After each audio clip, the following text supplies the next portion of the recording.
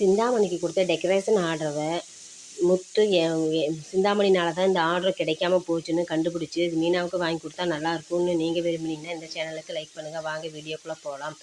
மீனாவோட அம்மாவும் சீதா அவங்க தம்பி எல்லாம் வந்து மீனாவுக்கு அடிபட்டதை தெரிஞ்சு சத்யா சீதா அவங்க அம்மா எல்லாம் பார்க்க வராங்க. அண்ணாமலை இருந்துட்டு வாங்க வாங்கன்னு சொல்லி கூப்பிட்றா. அப்படியே விஜயா பார்த்துட்டு பணத்திமரை காட்டிக்கிட்டு அவங்கள மதிக்கவே மாட்டேங்கிறான்.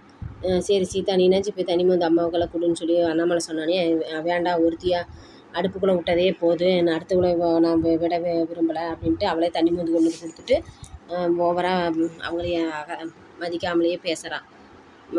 அண்ணாமலை இருந்துட்டு பேசுகிறது எதுவும் மனசில் வச்சுக்காதீங்க அப்படின்னு சொல்லிட்டு மீனோட அம்மா இருந்துட்டு, ஏன் மீனா பணம் போனால் போயிட்டு போகுது, எதுக்கு இப்படி போய் காயம் பண்ணிட்டு உட்காந்துருக்குற, பணம் எப்போ வேணால் சம்பாரிச்சிக்கலாம், ஏதாச்சும் உயிருக்கு ஏதாவது ஒன்று ஆபத்தாக இருந்துச்சுன்னா என்ன பண்ணுறதுன்னு சொல்லிட்டு அழுகிறப்ப, நடு வீட்டில் வந்து ஒப்பாரி வைக்காதீங்க, உங்கள் வீட்டில் போய் எதாக இருந்தாலும் ஒப்பாரி வச்சுக்கோங்க, எப்போ பார்த்தாலும் இதே பொழப்பா போச்சு அப்படின்ட்டு விஜயா பேசுகிறா.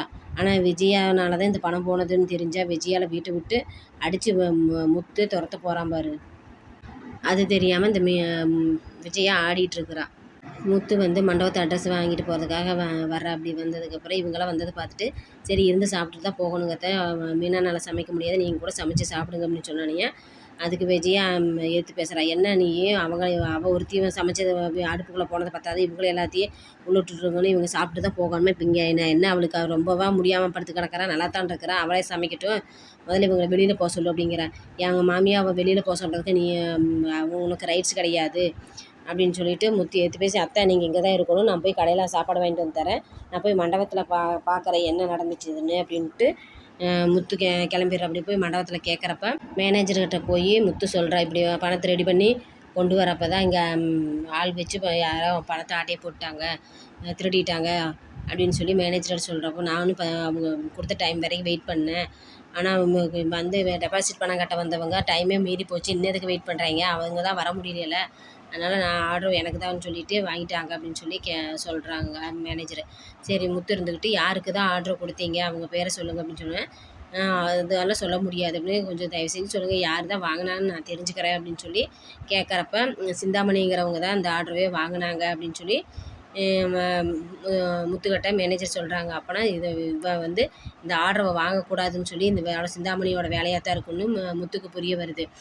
சரி இங்கே இருக்கிற சிசிடிவி கேமரா எந்த இடத்துக்கு பணம் அடித்தாங்க அப்படின்னு எல்லாம் பார்த்தோம்னா இதோட யார் சூழ்ச்சி பண்ணியிருக்காங்கன்னு தெரியும் அப்படின்ட்டு முத்து யோசிக்கிறான். சரி எதாக இருந்தாலும் நாங்கள் பார்த்துக்குறோங்க, சரி சந்தோஷம், இது நடந்ததை சொல்லிட்டு போகலாங்கிறதுக்காக தான் நான் வந்தேன், ஆனால் என் ஒய்ஃபு பணமெல்லாம் ரெடி பண்ணிட்டாங்க அப்படின்னு சொல்லி இதுக்கு பின்னாடி என்ன சூழ்ச்சி நடந்துச்சுன்னு நான் கண்டுபிடிச்சிட்டு உங்கள்கிட்ட வந்து பேசிக்கிறேன் அப்படின்னு முத்து கிளம்பிடுறாரு. ஆனால் மேனேஜருக்கு கொஞ்சம் பயம் வருது. அப்போனா இதோட சிந்தாமணி வேலையாக இருந்ததுன்னா நம்மளுக்கு வேலை போயிருமே, சிந்தாமணி அங்கே ஒரு மண்டபத்தில் அப்படி வேலை பண்ணதுனால மேனேஜருக்கு வேலை போச்சு, ஐயோ நம்ம தெரியாமல் அவசரப்பட்டு ஓனர்கிட்ட கேட்காம நம்ம கொடுத்துட்டோமே அப்படின்ட்டு மேனேஜர் கொஞ்சம் யோசிச்சுட்ருக்காரு.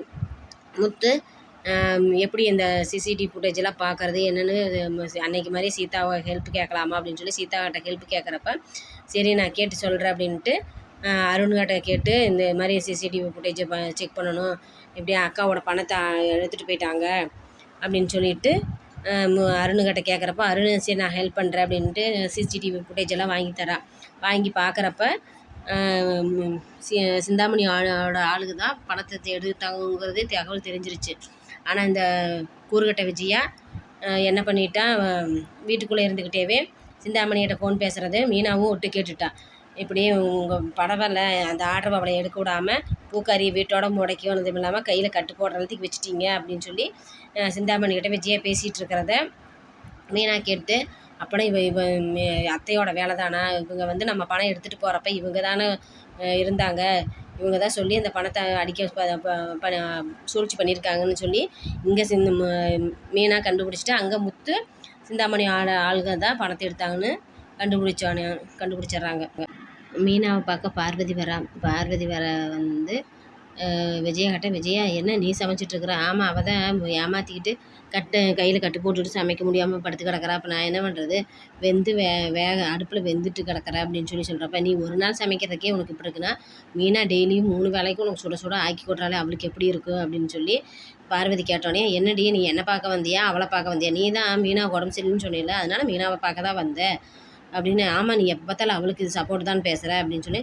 ஆமாம்மா, உங்கள்கிட்ட பேசிகிட்டு இருக்குது, நான் மீனாட்டனாச்சும் கொஞ்சம் பார்த்து பேசிட்டு வரேன் அப்படின்னு சொல்லிட்டு மீனா பார்க்க பார்வதியை போயிடுற. அப்படி போய் பார்த்துட்டு, இதெல்லாம் உங்கள் அத்தையோட வேலையாக தான் இருக்குது, சிந்தாமணியும் உங்கள் அத்தையும் செஞ்ச சதியாக தான் இருக்கும், நீ அதை கண்டுபிடி, உன்னைய வாழ்க்கையில் முன்னேற விடாமல் பார்க்குறது உங்கள் சிந்தாமணியும் உங்கள் அத்தையும் தான் அப்படின்னு சொல்லி பார்வதியும் சொல்கிறான். அப்போனா அவங்க பேசுனது இவங்க சொல்கிறது எல்லாம் பார்க்க போனால் அத்தை தான் இது எல்லாமே காரணம் அப்படின்ட்டு தெரிஞ்சோடனே முத்துக்கிட்ட சொல்கிறான். முத்துக்கிட்ட சொன்னானே முத்து அவங்க அப்பாட்ட சொல்கிறாங்க, அப்பா இங்கே பணத்தை மீனா கொண்டு போனது பார்த்தது நீங்கள், நான், அம்மா, இந்த 3 பேர் தான். இந்த 3 பேர்த்தில் யாரோ ஒருத்தர் தான் சிந்தாமணிக்கு ஃபோன் பண்ணி சொல்லியிருக்கணும். இப்போ சிந்தாமணி ஆளுங்க தான் இந்த பணத்தை எடுத்தாங்க. அம்மா தான் இதுக்கு உள் காரணம்னு தெரிஞ்சதுன்னா நான் சும்மாவே இருக்க மாட்டேன், இந்த காரணத்தை கண்டுபிடிச்சிட்டு அப்புறம் பேசிக்கிறேன் அப்படின்னு சொல்லிட்டு அவங்க அப்பாட்ட சொல்கிறா. நீ உண்மையை சொல்லு விஜயா, நீ தான் அதுக்கு காரணமாக, நீ தான் சிந்தாமணிக்கிட்ட சீதா மீனா பணம் கொண்டு போயிட்டுருக்கிறா அப்படின்னு சொல்லி ஃபோன் பண்ணி சொன்னையா அப்படின்னு சொல்லி கேட்குறப்ப, நீ சொன்னையில நான் ஃபோனு அப்படின்னு சொல்லி பேசிகிட்டு இருந்தியல்ல, அப்போனா நீ தான் அந்த காரணமா அப்படின்ட்டு. இல்லை சிந்தாமணிக்கு ஃபோன் பண்ண உண்மை தான், ஆனால் இன்றைக்கி கிளாஸ் லேட் ஆகுதுன்னு சொல்கிறதுக்காக தான் நான் ஃபோன் பண்ணேன், நான் இந்த விஷயத்த சொல்லவே இல்லையே அப்படின்னு சொல்லி சொல்கிறேன். இந்த உண்மையை கண்டுபிடிச்சதுக்கப்புறம் உனக்கு இருக்குது அப்படின்ட்டு சொல்கிறாங்க. இதோட வெப்சைட்